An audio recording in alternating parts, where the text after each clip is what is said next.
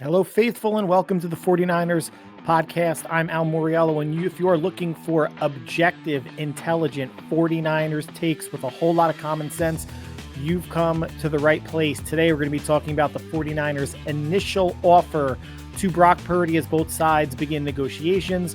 We're going to be talking about the future of Kyle Juszczyk, if he will be on the team in 2025.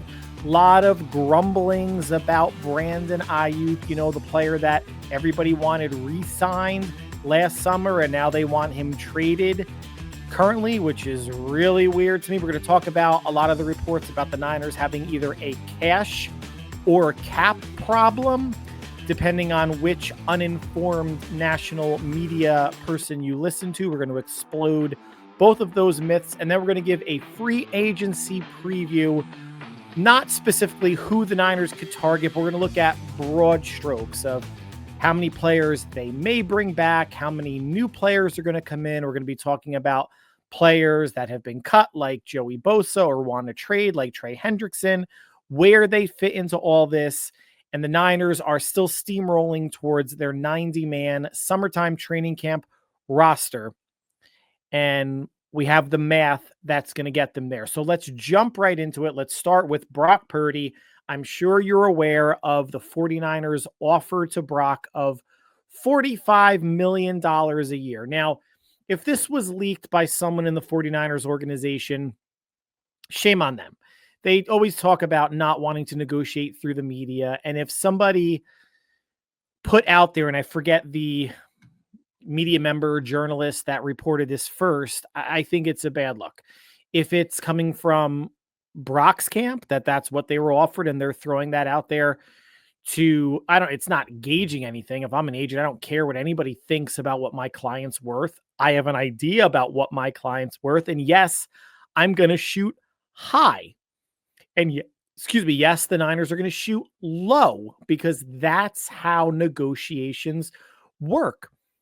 Fans in air quotes, or just, they could be fans or just not well-informed ones, or media folks that are just very basic and generic and vanilla and don't have a lot of substance or critical thinking behind their takes, believe that Brock should quickly take the $45 million a year average. We don't know what the guarantees would be, but Brock taking $45 million a year is laughable to me. That's the equivalent of what Deshaun Watson, Kirk Cousins, and Kyler Murray are getting. And yes, Deshaun Watson's contract, the worst contract probably in the history of the NFL, if not the history of sports. And people are going to say, well, just because player X, Y, and Z got that much money doesn't mean that Brock or whoever's negotiating should. I agree with that to a certain extent. The extent would be, just because Dak Prescott got $60 million a year, that doesn't mean that Brock, because he's next, gets $61 million a year. They're going to settle somewhere in between. It makes me wonder if anybody that thinks Brock should take the first offer or this laughable offer has ever negotiated anything in their lives. Have you ever... Not you folks that are listening and watching, because I know I have a very smart listener and viewership, but basic fans, basic brains out there, mid-brains, did you ever negotiate a salary? Or did you ever take an interview and whatever salary was offered, you're like, okay, poo, I guess I'll take it. It's my ear voice. Did you ever buy a car? Sticker price? Did you ever just walk in like, okay, yeah, $30,000, sure, you got it. You don't even offer, your counter offer isn't even what you want to pay. If a car's, let's say $30,000 all said and done, tax, title, license, documentation, everything, and I want to pay $28,000, I'm offering $26,000. If you do, now you could say, oh, you could offer 25 or 24 or like, at some point you can't make an offer which is so stupid, right? You have to and you could do your research. There's, True Car. There are ways to find out what, and I'm looking for a car now, and I've looked for cars in the past, so I just kind of know this. It's common sense stuff. There's ways that you can find out what other people paid in your area based on your zip code, what's an okay deal, a good deal, a great deal, or if you overpaid. And I'm sure dealerships know this as well. We know the parameters for Brock. We know what the data points are. If Herbert and Goff and Tua and Lawrence and Love are getting between $52 and $55 million on average annually, then that's where Brock's going to be at least. Doesn't matter how good of an arm Justin Herbert has. It doesn't matter how big and strong and talented or how much promise Trevor Lawrence may have or Jordan Love. Other than Jared Goff, no one has the resume that Brock has. Herbert hasn't won a playoff game. Tua hasn't won a playoff game. Trevor Lawrence has won one playoff game, and Jordan Love has won one playoff game. Goff's been to a Super Bowl and lost. Goff's been to another NFC Championship game with a different team, the Lions, and lost. That's basically Brock's resume. And Goff has had the benefit of playing with two phenomenal play callers in Sean McVay and Ben Johnson. What does Jared Goff look like on any other team that's not the Rams with the weapons that he had and not the Lions with the weapons that he currently has? Those are things that people throw out for Brock, right? Got to throw it right back at Jared Goff or Justin Herbert. Why isn't Herbert or Lawrence? Oh, the teams haven't been good and they didn't have anybody to throw to. And you're that good. You're that transcendent. You're the players that people want to throw about in like tier 1 or tier 2 of QB rankings. And you should be able to elevate your team and win shootouts if you have to, if you're that good. And I'm not going to be pounding the desk or on the soapbox saying that Brock is that player. He's not. Is he a player that needs weapons around him? Yeah, but so does every quarterback that's ever played or ever will play in the NFL. Brock doesn't have the arm that Herbert or Lawrence or Love does, but he's got more mobility than, at the very least, Herbert and Love. And Tua processes as well, if not better, than every single one of those 5 quarterbacks that I mentioned. The Dak Prescott contract was stupid. Brock's not going to get $60 million a year. That's where when John Lynch said, well, there's nothing guaranteed. Yeah, if Brock's agent has a hard line of over $60 million because Brock has accomplished more than Dak, then there's probably not going to be an extension. That will be the situation that I can understand if I'm the 49ers. But anywhere else in the 50s, and I'm not talking 59 and a half or 58 and a half or 59. I could see anywhere 55-ish, give or take. Another million and a half either way. $2 million either way. Brandon Aiyuk, we're going to get into in a little bit, got more than I thought he would. That's why I'm not an agent. I just made some estimations based on the market, but like anything else, players are always going to get more than you think. NBA, MLB, what Shohei Ohtani got for the Dodgers, independent of all that deferred cash that he wound up getting, everybody gets more than you think. Once the sticker shock wears off and a year or two goes by, you realize that deal in comparison or at whatever point in time in the future was actually not that bad of a deal. Remember, Jimmy G was the highest paid player in NFL history for a little while. You look back at that contract from 7-8 years ago, doesn't look really like anything now, right? So the Niners start low.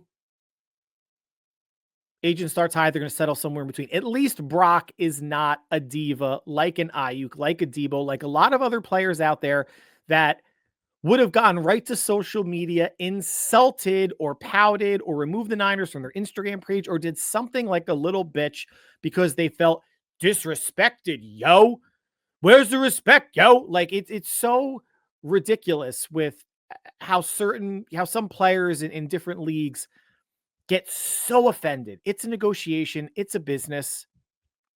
Brock's keeping his mouth shut, letting the agent do the talking. But the one thing that I will say is it's a shame this is playing out in the media, or at least this one salary starting point is playing out in the media, because when Trevor Lawrence got paid, didn't hear anything about it. Goff got paid, didn't hear anything. Herbert, Tua, Love, they just got paid. They just got paid. And if this is sour grapes from the 49ers based on what they thought they paid too much for Bosa or Aiyuk or other players. And I'm going to get into that when we talk about the cash problem. Guys, you're going to end up in the mid 50s. Why are we dragging this out? The first offer maybe shouldn't have been 45. The floor should have been 50, honestly. The floor should have been 50. And then you work your way up to mid 50s from there. Is 45 an insulting offer? I mean, it's a lot of goddamn money. Even if it is underpaid for what Brock should get based on his peers, it's a lot of fucking money. So to say that you're insulted by $45 million a year when Brock got a hefty performance pay bump this year, he's making $5 million. This is still $9 million more than that. Plus, however much is going to be guaranteed, 80 to 100 million or more, probably more than that, guaranteed.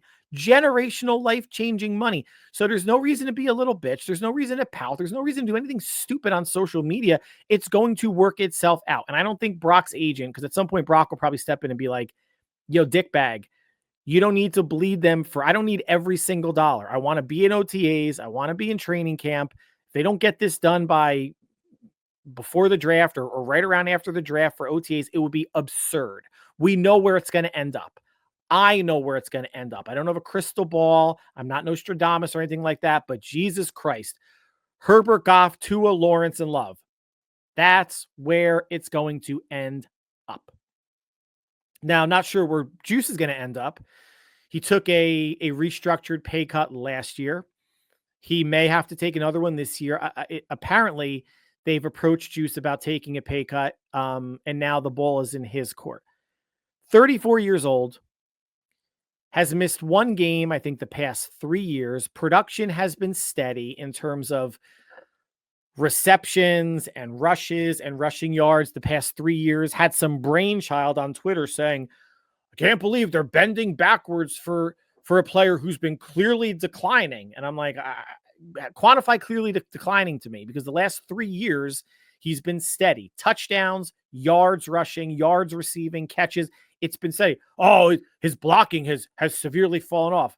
I've watched every single game. I've watched almost every single game more than once. His blocking's fine. Don't bring that weak shit to me, anybody, even if you think you're a highly clouded or highly touted social media person. Juice is the de facto tight end too. So his value in the passing game, I don't want to say cannot be understated, but it's pretty fucking important since Kyle cannot find an actual tight end too. So to have Juice, how many times have you seen him run a wheel route, catch something deep, beat, a linebacker on a slant, being a safety outlet? The other the other fullbacks in this league are not that. And yes, he's getting up there in age 34. Yes, this is the last year of his contract. I would be content with him playing it out. The Niners did this to themselves by overpaying Juice in the first place. When they signed him in 2017, I remember Lynch called him an offensive weapon. You guys may remember that also, and made him by far the highest paid fullback in the league. And I guess it was because of that offensive weapon moniker. He's still at 34 years old, the highest paid fullback in the league per year. He has a $6.5 million cap hit. His $4 million base salary is right at the top of the league. But he's not that he's playing a dual role, but he is a fullback. And to me, he's the de facto tight end too. More receptions last year than Eric Saubert's impressive 11, which was at 11 receptions, was the most by a tight end not named George Kittle in the past 3 years, which is sad. And Juice, each one of the past 3 years, has had more than that. I'm not one to get into other people's wallets, money bins, pocketbooks, whatever it may be, money under the mattress. He's got a $4 million base salary. It's high for a fullback. I don't want to say it's a stupid contract. The Niners in 2017 overpaid to get Juszczyk because they were a terrible team. And Kyle knew what he brought coming over. Juszczyk was a former Baltimore Raven, and he liked the versatility, right? A Tom Rathman type of player going back to the 80s. Can block, can catch. I mean, Juszczyk much more athletic than Tom Rathman, wearing the same number. A do-it-all type of fullback. Not a Mike Allstott, or a Kimball Anders. Remember him? Larry Centers. Not to that extent, but does make the offense a bit more versatile. If someone said, well, we're going to ask him to cut his base salary in half from $4 million to $2 million, and they save $2 million on the cap, okay. Now that's going to be up to Juice. And if they did that, do we think he's going to get more than a $2 million base salary for any other team? Now the Ravens are actually losing, or both of their tight ends, Patrick Ricard and another one, a younger fullback, not tight end, another fullback in free agency. So maybe Juice slides in there. But I think San Francisco has overvalued some players or their contracts, and it's gotten them into this issue, or which we're going to talk about in a few minutes, about having a cash problem or a perceived cash problem. I would love to have Juice back. It's his last year. I would say let him play it out. If they can restructure something, again, and it's not my money, if he goes down from 4 million to 3 million, or, it's not about the cap hit. We don't know actually what it's about. Is it about the cap hit or the cash? Because the cash is about 4 million plus. The cap hit is 6.5 million, and they currently have $34 million in cap space, which will bump up to 36 million once Javon Hargrave is released on Wednesday.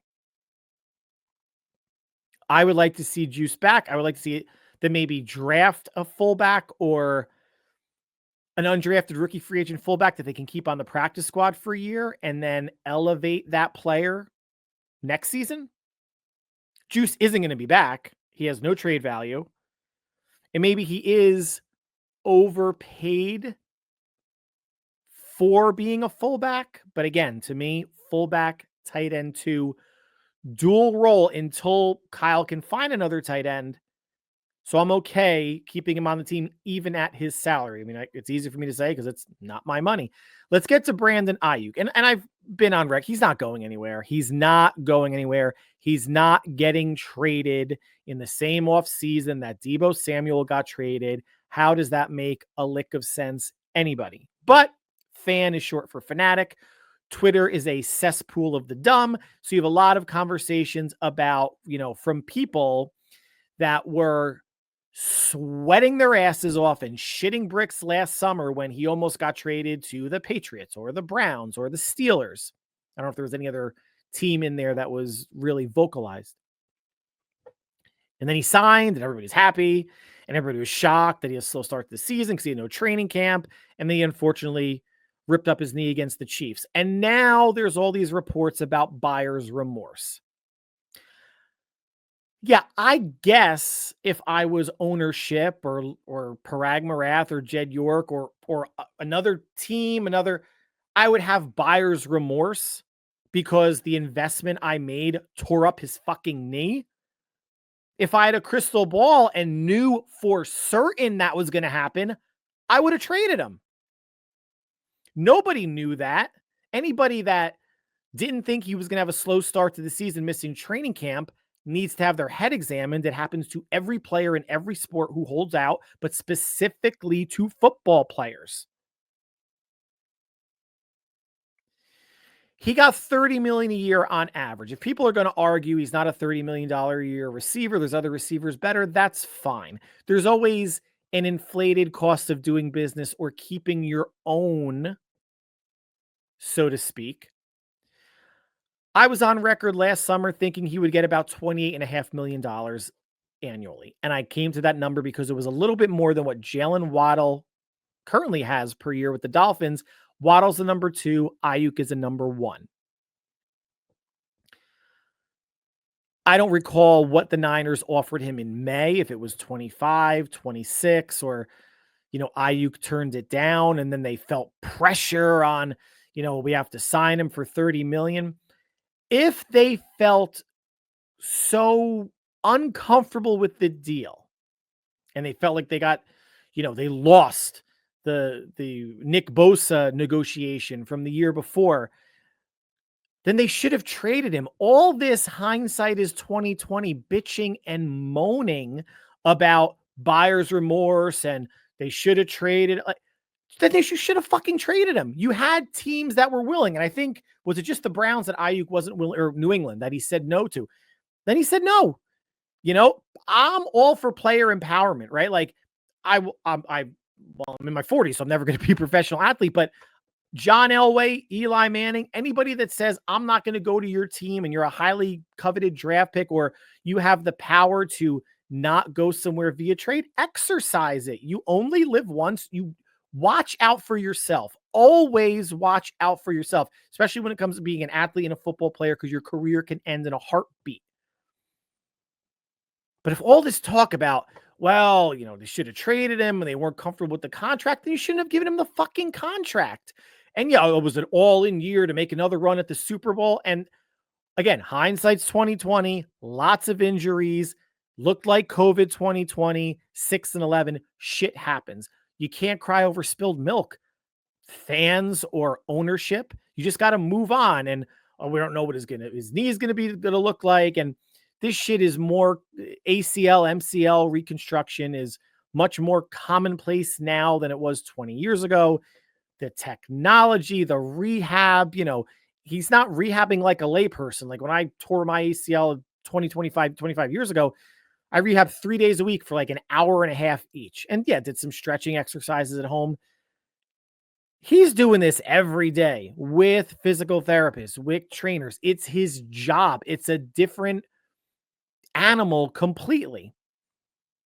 He's not going to be as right year one as he will year two. Everybody should temper their fucking expectations there too. And sorry for dropping the F-bombs, but so much discourse and bad conversation and bad takes about a lot of things that I'm going to be talking about today. So this is therapeutic for me to vent. And just because it's my opinion doesn't mean that it's right, but I am a pretty measured, logical, prudent, and judicious person.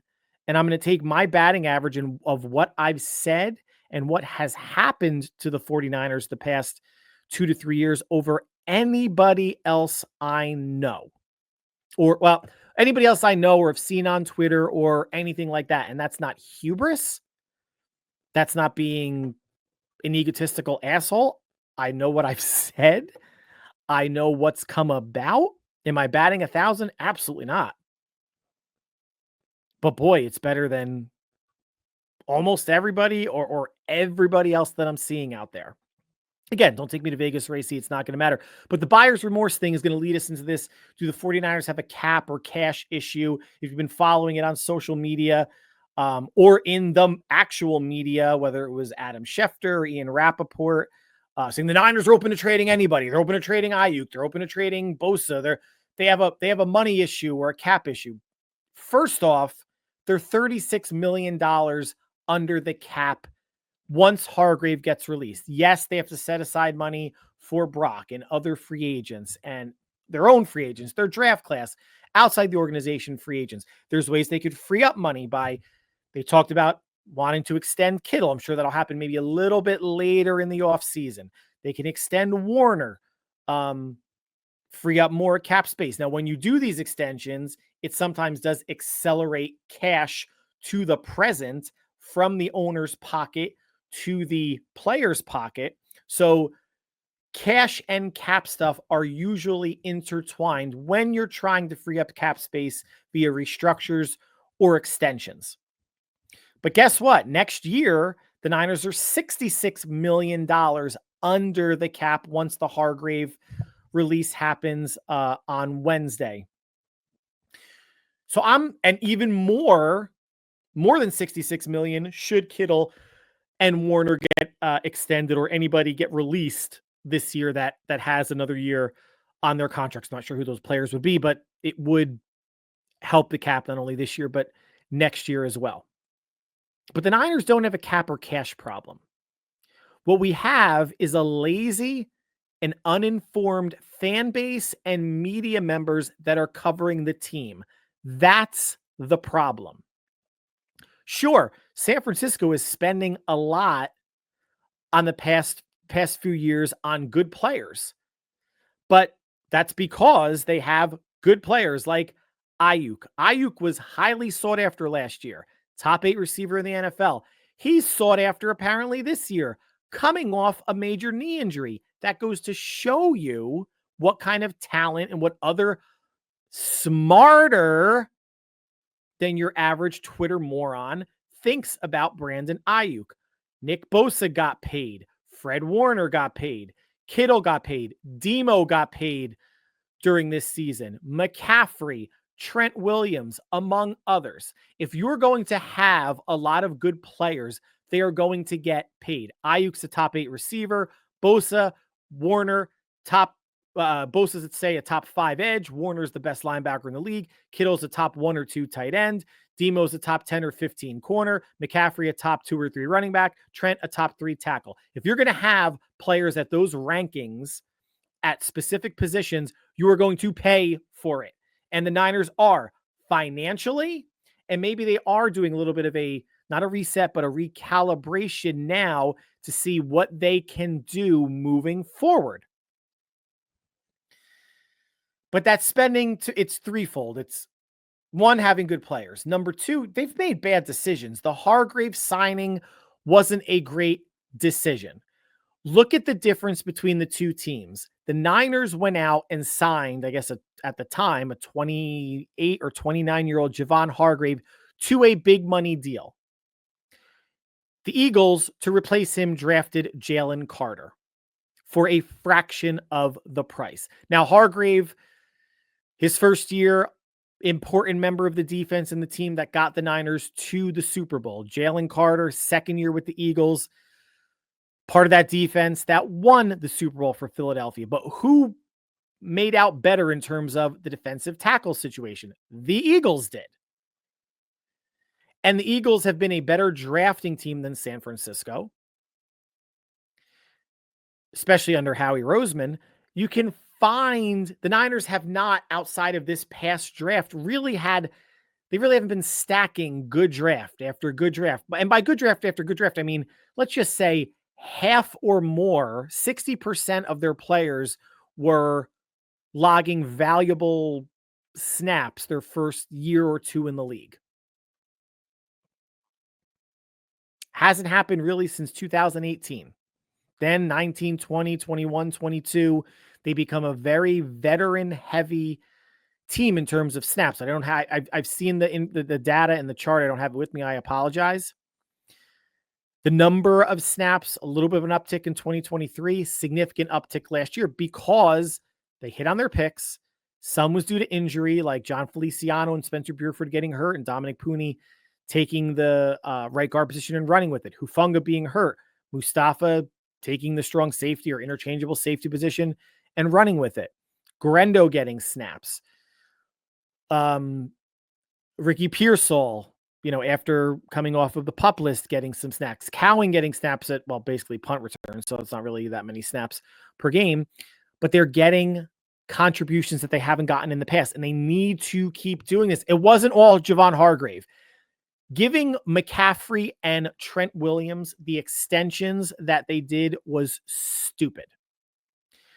Now, both players had 2 years remaining on their contract and did not have any guaranteed money remaining. So I can understand how either one of those players would want some sort of guarantees. Now, there are two players that Kyle loves, that Kyle's not going to get rid of, short of either one of them having a catastrophic career-ending injury. So if you're the player like McCaffrey or Williams, you want to protect against that and you want some guaranteed money. But what they did for McCaffrey was, instead of him averaging $16 million a year, they gave him a 20% raise, essentially. He's averaging $19 million a year, and they gave him an extra year on the contract. Trent Williams, they restructured it, gave him more money. Instead of just keeping them where they're at and guaranteeing, let's just say, half. I'm making up a number. That might be good. That might be bad. I don't know. I'm making up a number. They restructured it in a way that was taking more cash out of Jed York's pockets and a little bit more strain on the salary cap. They didn't need to do that. Just like the Eagles did not need to extend Saquon Barkley after this year. Really made not a big impact in the Super Bowl. Had a great regular season. Of course, we know that. What is he going to look like next year after all those touches? Nobody knows. McCaffrey, Offensive Player of the Year. Bilateral Achilles tendonitis. Saquon Barkley, Offensive Player of the Year. I'm not saying that he's going to be injury prone, but would you be shocked if Barkley got hurt after such a heavy workload? I wouldn't. No reason for the Eagles to do that contract. No reason at all. It's like there was no reason in my mind for the McCaffrey or Williams extensions or whatever you want to call them happened. And three, salary cap rollover, unused salary cap from one year to the next, increases how much you can spend each additional year.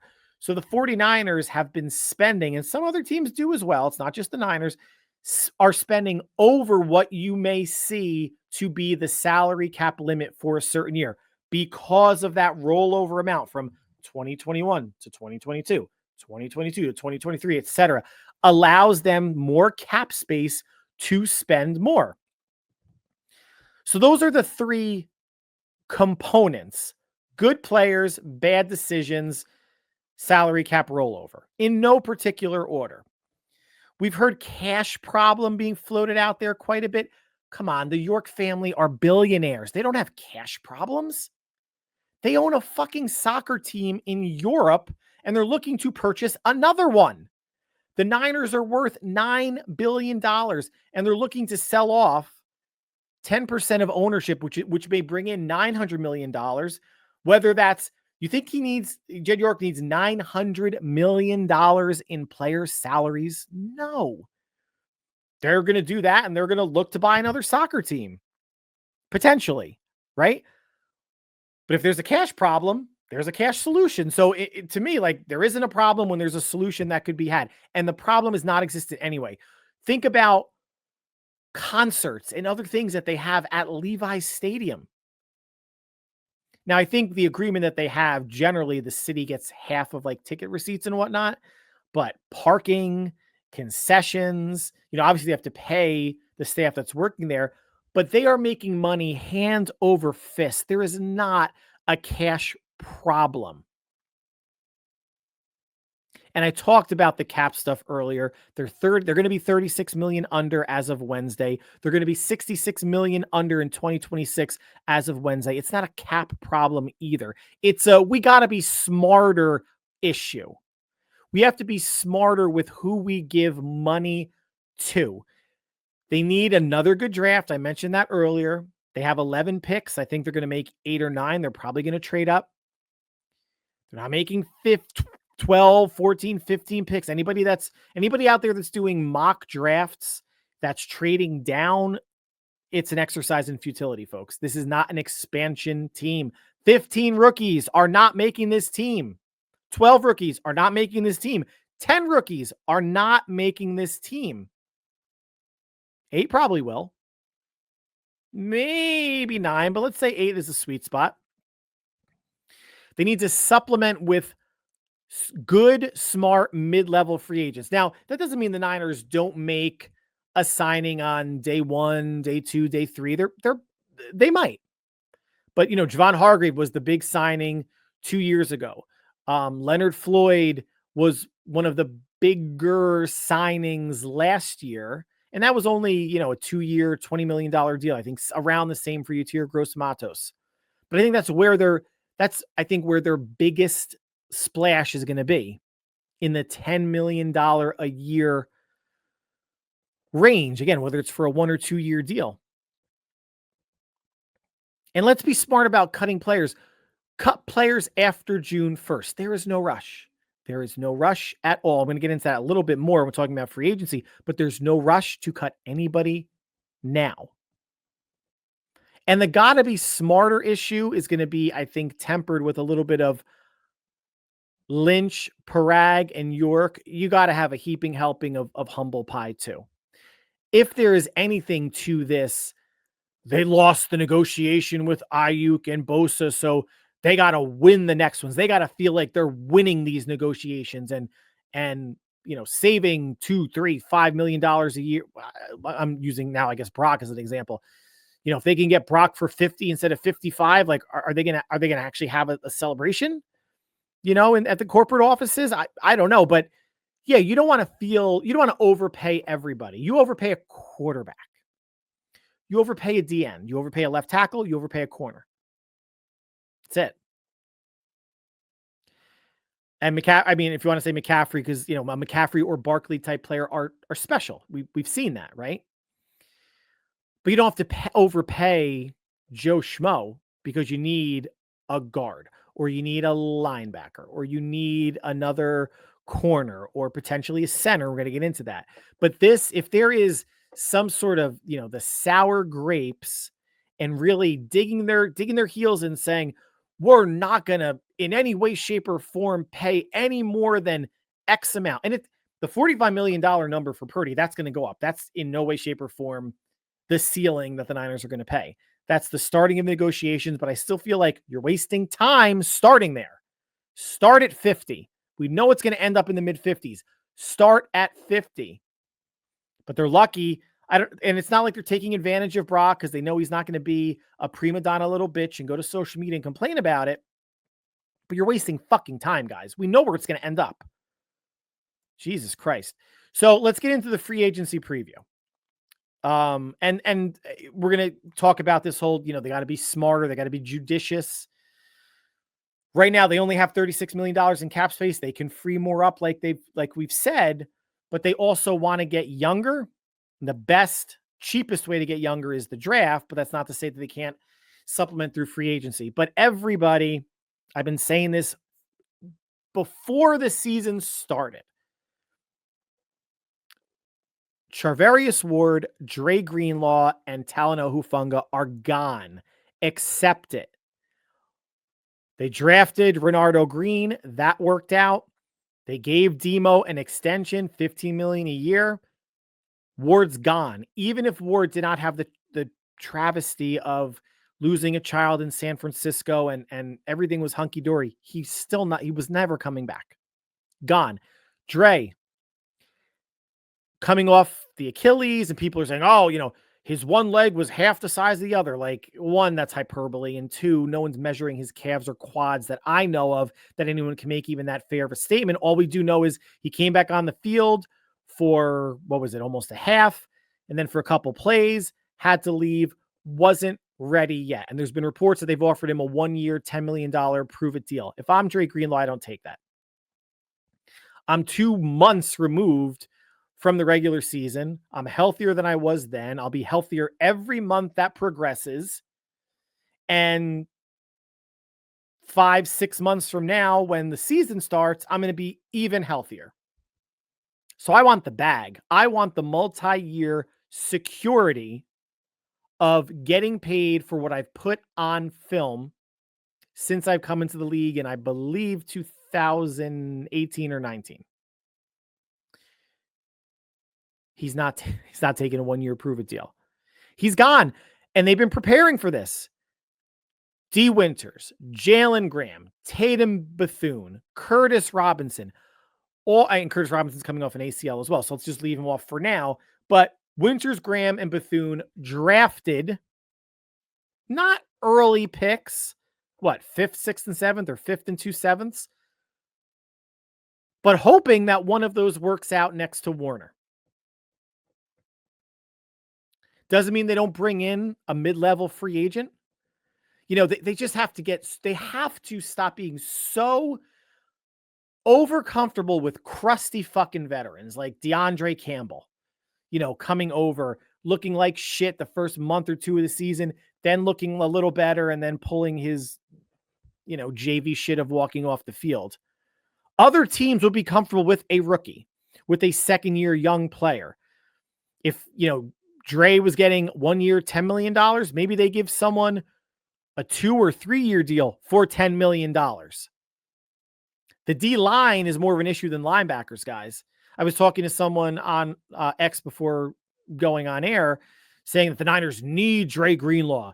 They need him. He's so important to Saleh. Saleh's banging the table. They need to give, they got to give Saleh some players to work with. And my response was, one, you do realize Dre Greenlaw has only played in a third of the games in his career that he could have been available for. A third, or he's missed the third. I'm sorry. Missed the third. Didn't play in the third. Missed the third. That's not good. Is that a good investment? Is that something you want to double down on? And you got to give Dre, Robert Saleh some pieces to work with. I'm like, bro, they got Nick Bosa, Leonard Floyd, Fred Warner, Demo, Renardo Green, and Malik Mustafa. That's 6 players. That's more than half of the defense half the defensive starters. You're saying Saleh doesn't have pieces to work with? The D tackles are going to be more important than the linebackers. Fred Warner's all world. He covers up a lot of deficiencies on the D line, but if they can get the D tackle and the run defense squared away, you can essentially put anybody next to Fred Warner within reason. And I think we're going to see that in terms of maybe they can't find a linebacker that fits their budget because there is a positional budget. To me, there is a positional budget. I've been saying it for probably over a year. I don't think the Niners are going to be in the position of paying 2 players at the same position a whole lot of money. I just don't think that I think a little bit more balance, a little bit more financial flexibility across the roster and across positions is going to be crucial for this team moving forward. But they could maybe invest a, third or fourth round. They got 2/3 and 3/4. Invest a third or fourth round pick in a linebacker in the draft if they don't find a linebacker to their liking in free agency. Not a first round pick. That's D-line or a no tackle. Not a second round pick. That's D-line or a no tackle. But one of the thirds or one of the 3/4, absolutely. And Hufanga, Huffscott. Like Mustafa made him expendable. They're projecting that I read somewhere projecting that he's going to get a 2-year, $25 million deal. He's going to get more than that. Everybody gets more than we think. And they drafted Jair Brown and Malik Mustafa with an eye on maybe we're not going to be able to keep Talanoa Hufanga. Little injury prone as well. Plays reckless and out of control. Yes, he had one all-pro season, but so did Debo. We're not paying you for what you did 3 years ago. Any team's going to be paying you for what you're going to do in the future. Guys, let's never mistake the two. Ward, Dre, Hufanga, I'm not saying this sarcastically. Thank you. Greener pastures will be elsewhere. Now, in terms of who the Niners should bring back from their crop of free agents, the Niners currently have 63 players under contract, including the players that they gave future contracts to, et cetera, the bottom of the roster type of players. Here's how I'm looking at it. At most, they're going to bring back 4 of their offensive free agents. And it could be tight end Eric Saubert, tackle Charlie Heck, and one of the running backs, either Mason, Mitchell, or Patrick Taylor, and maybe Brandon Allen. Although Brandon Allen, I think the Niners can do, well, not can, they certainly can do better at backup quarterback. I don't know how expensive someone like a Mac Jones will be, but tight end, tackle, running back, and quarterback. I'm not going to say which of the running backs they're going to take. There's been a lot of discussion about they have to, Jordan Mason's drawing a lot of trade interest. Oh, that's cool. He's not even signed. He's a restricted free agent, which means the Niners have to tender him an offer. Either a first or second round tender is the only way they can trade him. No one's going to give a first or second round pick for Jordan Mason. And I don't know if it's a situation where the Niners give him a second round tender, and then if somebody decides to sign him, that they can negotiate down, maybe a third or fourth round pick instead. I'm not sure if that's possible. But the talk of Jordan Mason getting traded when he's not signed is fucking laughable. It's almost like people don't know the contract status of the players. Remember, too, though, the Niners are looking to fill running back 3. McCaffrey, Guerendo are 1 and 2 right now. I think Guerendo's shown enough that Kyle is comfortable with him being running back 2. Again, it's cost allocation per position. If McCaffrey has a $19 million cap hit and he's running back 1, do you want running back 2 to have a $5 million-ish cap hit if Mason gets that second round tender and stays? No. Why when Guerendo is 20% of the cost and can emulate basically everything that Mason could do? Both players got hurt. It's not like one's healthier than the other. So 4 at the most. And I think 3 at the most on defense. And I'm not saying they're going to sign these players, but looking at the available free agents on defense, D tackle Khalil Davis, one of the cornerbacks between Isaac Yadam, Rock Sin, or McLeod, and then possibly Curtis Robinson at linebacker, I think is also a restricted free agent. Again, at the most 7 of their own players that they bring back. Probably maybe going to be closer to 5 or 6, but at the most. Now, in terms of like outside free agents or the draft, again, I've been talking mid to low level. That's probably where it's going to be. But, and we know this, and we're going to give a little bit of an explanation why. Here are the positions they should be looking at. Quarterback, backup quarterback, right? Is someone like a Mac Jones. Andy Dalton re-signed with the Panthers. Is Joe Flacco going to be if Joe Flacco, I think, is going to be available? What free agent quarterbacks are available that Kyle's comfortable with as QB2? And if you want to pinch pennies, then Tanner Mordecai, rookie from Wisconsin last year, is your QB3, or a rookie you draft in the 6th or 7th round, or an undrafted rookie free agent again, could be QB3 if they decide to keep 3 quarterbacks.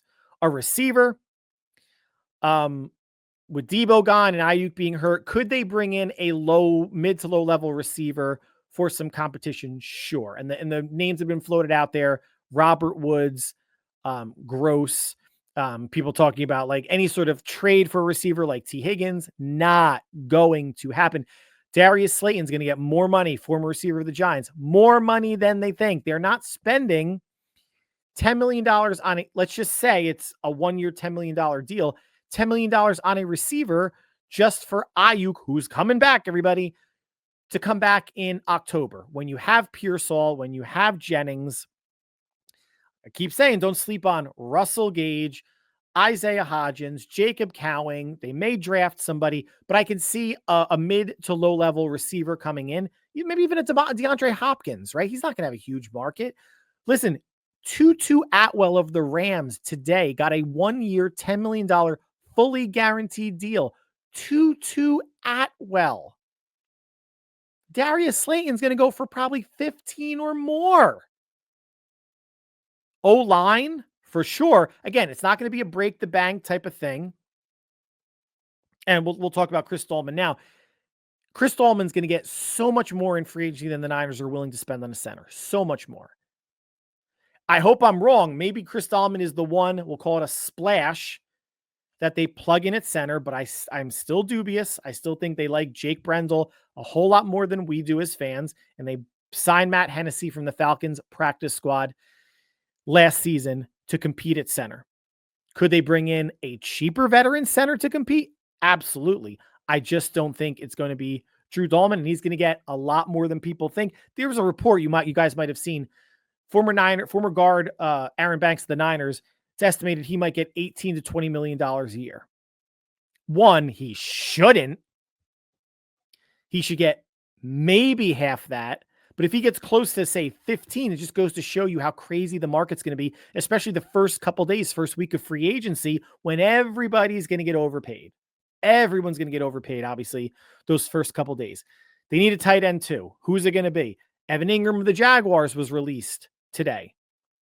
He's going to be too expensive. He's a tight end 1. Maybe they trade for Michael Mayer of the Las Vegas Raiders now that they have Brock Bowers. But why would you want to trade a second serviceable tight end in case Bowers gets hurt? What's really in it for the Raiders, right? I would keep him. But they need a tight end too. They need 1 D tackle in free agency and 1 in the draft. Say at least 1 in the draft with a 1st or 2nd round pick, D tackle. They need to get stouter against the run and be able to push the pocket more in the quarterback's face. A D end. Now, they want to bring someone like Joey Bosa in who did get cut. Okay. You're still drafting one in either round 1, 2, or 3. But Bosa's got to be low cost, right? Like, say 1 year, $8 million. This is probably way too low, but he gets, or maybe 1 year, $10 million, $2 million guaranteed. The other $8 million is tied to his per game appearances. He gets, say, I'm just doing quick math, $500,000 per game bonus because he is an injury prone player. It's going to be up to Joey Bosa more than anybody else if he wants to play with his brother, how much he's willing to play for, because there are going to be other teams that are going to pay him. But this is someone that's had like 21 sacks the past 3 seasons, and obviously he's missed a bunch of games there. D end, sure, they should bring someone in free agency and in the draft. Linebacker, we went over the Dre Greenlaw stuff. Sure. Cornerback, they only have 3 signed on the roster, right? It's Demo, it's Renardo Green, and it's Darrell Luter. They should be bringing at least one in free agency. Outside, maybe they sign again a Yadam, McLeod, whatever, and one in the draft. Just always to obviously keep staying young. And safety. I feel like, Jair Brown gets a really bad rap. Mustafa has cemented himself as a starter. Would they want a more veteran player? And again, doesn't have to be 33 fucking years old, but like a 26, 27, 28-year-old to pair alongside him. Doesn't have to be a Javon Holland or anybody doesn't have to be the Jesse Bates. I know he's with the Falcons. Doesn't have to be the best player. You don't have to have like the top 5 players everywhere. It's financially impossible and wildly irresponsible to even attempt to do that.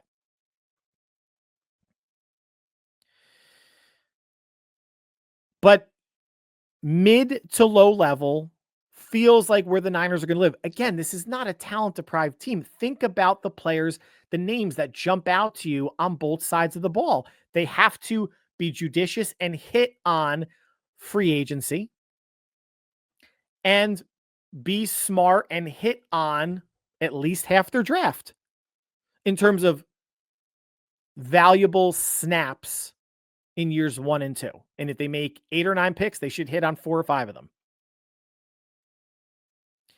I'm saying no right now to former Niner and Bronco D tackle DJ Reed, 30 years old. No thanks. And former Niner, Seahawk, and Jets cornerback. DJ Reed was the corner. DJ Jones, the defensive tackle. No. DJ Reed's going to get way more than the Niners are going to be able to afford. It's a pipe dream. I know, former Niner, and people always, fall in love with that bullshit. Not going to happen. Same thing with DJ Jones. Good D tackle. Not going to say he's not, but for what he's going to command on the open market, I don't think the Niners are going to be willing to pay that. I really think when you see the players they're going to sign, I think the $10 million annually is going to be close to the upper limit. I hope I'm wrong. But it just becomes one of those things like, if the difference between, say, Chris Dahlman, center for the Falcons, and Ryan Kelly of the Colts, or another veteran center that maybe you can get for $4 or $5 million a year versus the 15 plus that Dahlman's going to maybe command. Is that difference in how they perform worth that much money? And let's not be ignorant and be like, oh yeah, because Jake Brendel is shit. It's not a Jake Brendel thing now. Now you're comparing the players themselves, the free agents, say a Dahlman and a Kelly, and what their respective costs are going to be. And where there's better value. Now, and if people are getting worried, because I don't think I'm going to have another podcast until after at least the legal tampering period that starts, on Tuesday? Maybe Wednesday? Deommodore Lenoir was the free agent splash. And I know it was sexy when it happened and exciting, but it's not sexy or exciting anymore because now we're getting into free agency. But that was the splash. And that might be the only splash on defense. On offense, Brock's going to get paid. Brock is going to get paid mid-50s. So your splash signings are internal, folks. Doesn't mean that they're negligent or what are they doing in free agency? They're not signing anybody. Got to take care of your own first, because you're able to take care of your own first during the season or up until, next week in March, when you're the only team that can negotiate with your own free agents, before taking a look and seeing what's out there. So the way that I'm doing this, the math is the Niners have 63 players under contract currently. I think at most you probably get around 6 re-signings of players that were on the 49ers last year. I think you get at most 6 outside mid to low level free agents. I think you get 8 draft picks and 7 undrafted rookie free agents. Why am I giving you those numbers? Because 63 plus 6 plus 6 plus 8 plus 7 equals 90, the magic number that they need to get to. And that's not to say that after the draft that they can't release someone and sign someone else. Just based on us barreling to free agency and then steamrolling toward the draft in April, of course, they're going to make undrafted rookie free agent signings, but 90 is the magic number. That's the math, that how I'm going to get there. Excited to see what's going to happen in free agency next week. I hope you are as well. That's going to conclude the podcast for this week. Like always, thank you for taking time from your busy schedule to make us part of your listening routine. Whatever you are doing between now and when we speak again, and it will probably be after the legal tampering period has begun. So we may have some news in terms of maybe some players that the Niners are looking to sign or re-signing. Whatever you do between now and then, everybody stay happy, healthy, and safe. We'll talk soon. Take care.